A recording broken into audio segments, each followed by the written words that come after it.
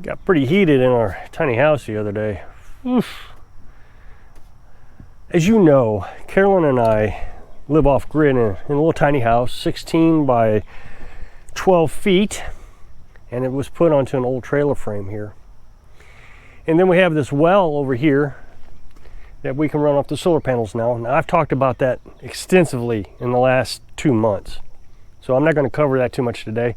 As a matter of fact, yesterday I talked about the well, and I'll put an up next box at the end of this video of that video. I used the well, and it's got a series of filters on it that I've decided I'm going to keep on it. I've taken them off, put them on, taken them off. And I use an RV hose, because an RV hose you can use for potable water. And I fill an IBC tank. And it's just a food grade container. Now if you get one of these, make sure it's food grade. You can get them used a lot of places on Facebook Marketplace, or you can buy them new. And they're not that terribly expensive, but the shipping cost is just outrageous because they got to, I guess, use a semi to move them. I obviously have to make sure that this doesn't freeze. And what I do is I have ventilation on top of my shower, which I'm going to show you here in a little bit, that runs down behind the shower and into this box area. And then the hose, there's a hose that goes into the house, is all inside that ventilation. And then I keep it insulated with some blankets and insulation. And then the box, I use the styrofoam. It's done really well. We now know that we can get down to -4 degrees before it freezes. I monitor the temperature pretty closely all winter long with one of those remote thermometers. So there's a receiver or sender unit down inside here. And I keep that in a little plastic container so it doesn't get wet. And then the receiver is on my desk so I can look at it all the time. So then I take that RV hose I just showed you and I fill it through here. And I do that about once a day. I'm trying some experiments, so I haven't filled it today. I'm going to fill it tomorrow. Today's cloudy, so I'm not even going to try it. I'm going to do it tomorrow because it's supposed to be sunny. I'm trying to do some experiments. Now that I know that I can fill the tank off the solar panels, I was filling it every day, but on cloudy days, there's no way I can fill it. But I think I can fill it with the solar panels, even if the water level was down to here. I have to be careful that I don't run the well dry. I only run the well for about 10 minutes on full blast with that RV pump. Then I shut it off. So what I do is at every bar, I shut it off. So if it was at this bar, I'd wait until I got to this bar and shut it off. Wait 20 minutes for the well to fill back up. There's a mosquito here, won't leave me alone. Then 20 minutes later, I'll fill it the rest of the way up. I should be able to do that. I mean, I've been filling Carolyn's sinks for her laundry by doing the same thing. I'll fill one bar up and then wait 20 minutes and fill her sinks up. The way I get water into the house under pressure is with an RV pump. Now, people have told me that I need to build a tower to run water into the house. But in order to get pressure, enough pressure to do anything with, I forget what it is, what the pressure is. I think it's 15 psi, whatever it is. I guess it's 30 psi. You have to get the tower 62 or 69 feet. That's what it was, 69 feet in the air. Well, I just can't build a structure that big. It would be overly expensive. So we use an RV pump. We buy the cheapest one that we can find online. Now, the one I use is this one right here. It's went through several revisions since I first discovered it. The first time I bought this pump, we were nomads and we were using a bucket. So what I did was I drilled a hole in the bottom of the side of the bottom of the bucket, and you can run tubing from the bucket to the pump. Now, this pump does not actually do any sucking. It requires water to be pressurized into it.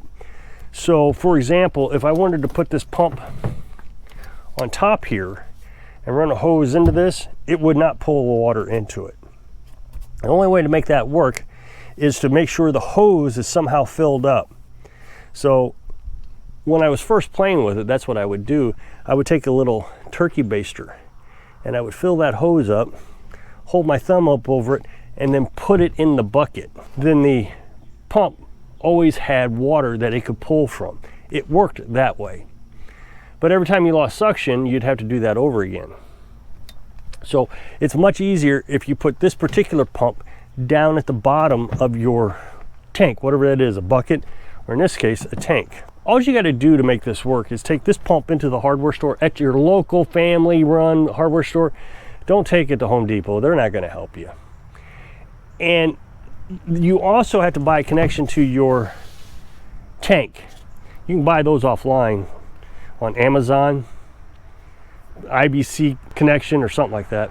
And so you take those two items in there and you say, I want this pump to pull water from this cap into a garden hose. And they will hook you right up. So it just takes some tubing and different connections. And for 20 bucks, you probably have all the connections you need. This particular pump comes with hose clamps, and they're useless. You want to get some really sturdy hose clamps. So again, you can just tell them at the hardware store, you want the really expensive hose clamps because you want to be able to crank down on that pretty good. So on this side, you would have your suction. You can see the water flow arrow right there. You'd have your suction on this side, discharge on this side. So you eventually would hook into a water hose on this side. And then all you got to do is hook this up to your battery. This is a 12-volt system. In the olden days, it didn't matter which wire went where. You could turn them upside down and it didn't matter, reverse polarities. But now they have them color-coded, so it's easier. It used to be blue and green, I think. But now they revised it, so you can put that on black and red. If you got them backwards, it really wouldn't make any difference. My battery bank is way down there, about 200 feet, 150 feet, 200 feet. And in order to run wire up here to this pump, I would need some really thick gauge wire. I think this thing is 6 amps, 5 amps. It says it right on there. Maybe you can see 12 volt, 5 amps. I've always thought it was 6 amps. Maybe that was an older pump model.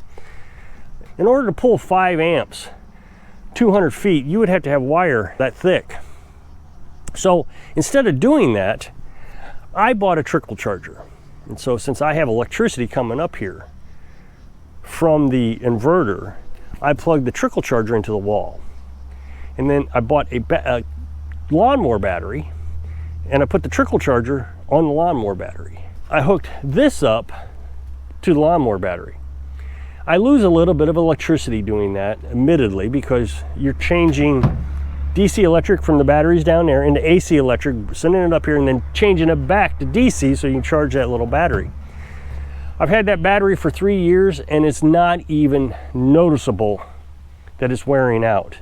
I would imagine that battery being on the trickle charger all the time, you will never have to replace that battery.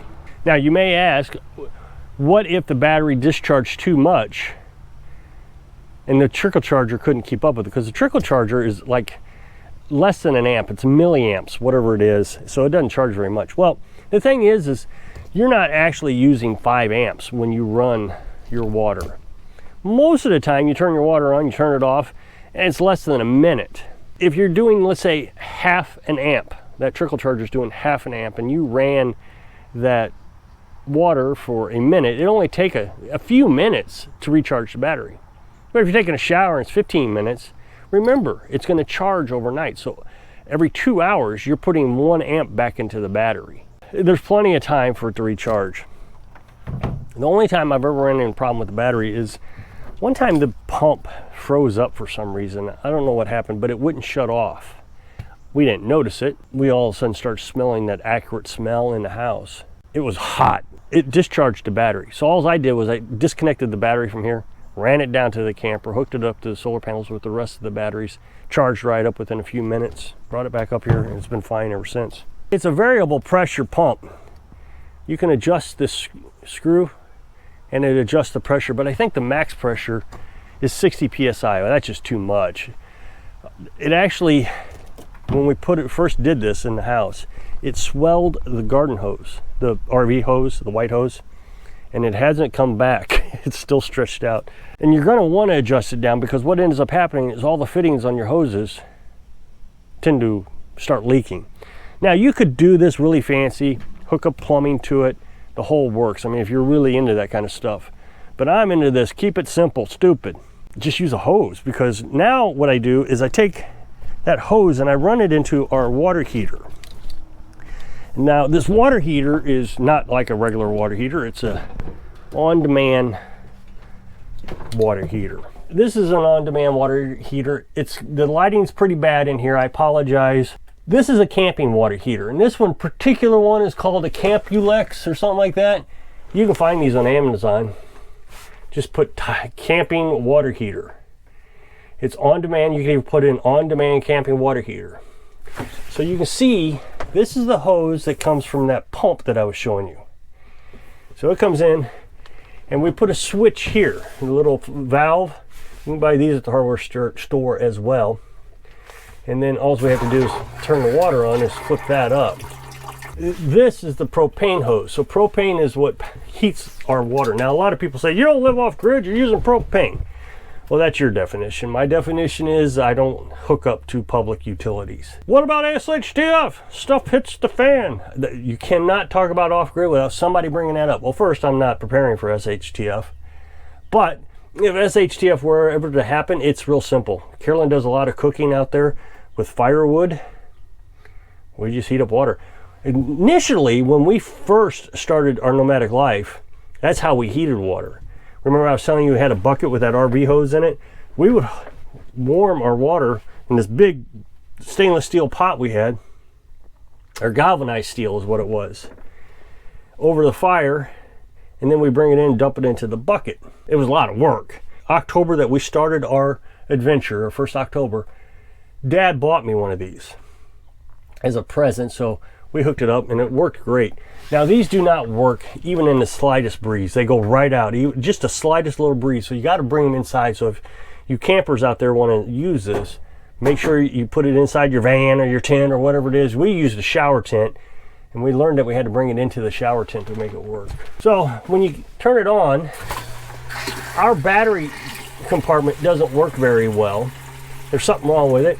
Even though it's broke, we can still make it work, and this actually taught us something. So when we close it, you'll hear it click. So the water is actually heating up on demand.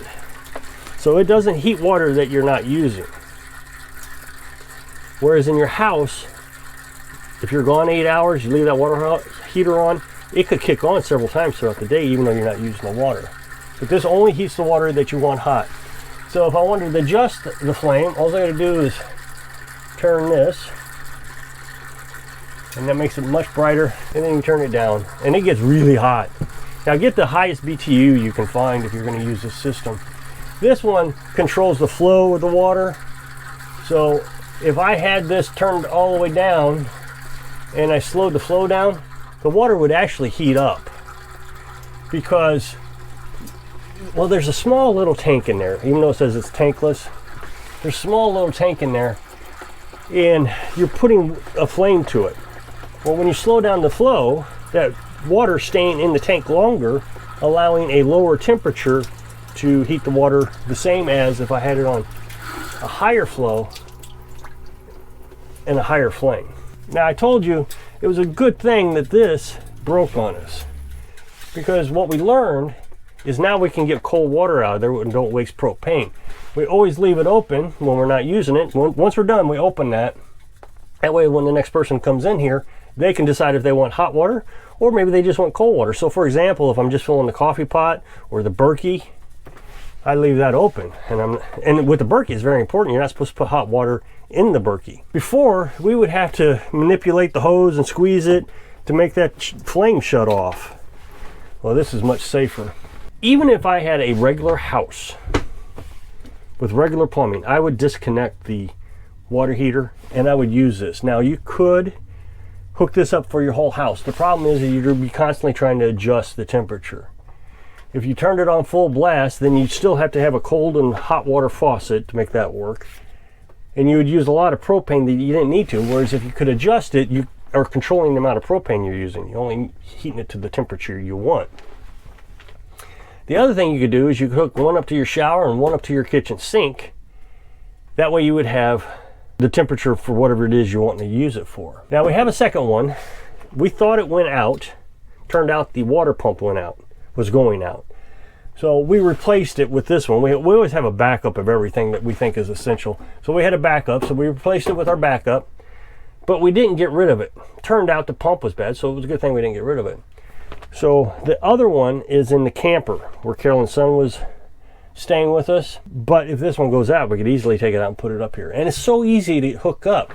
You just hook your hose up, hook your propane up, and you're ready to go. That's what made it so nice with camping. This particular one had quick disconnects. I only hooked that quick disconnect up, and you can just pop it right off. It had a quick disconnect for that. The propane didn't, but the two water did. It's so simple to use. So that's how it got heated in our tiny house. So if you'll click this up next box, take that video where I was talking about the well. So I hope I can inspire you to keep it simple so you can live your dreams. Thanks for watching.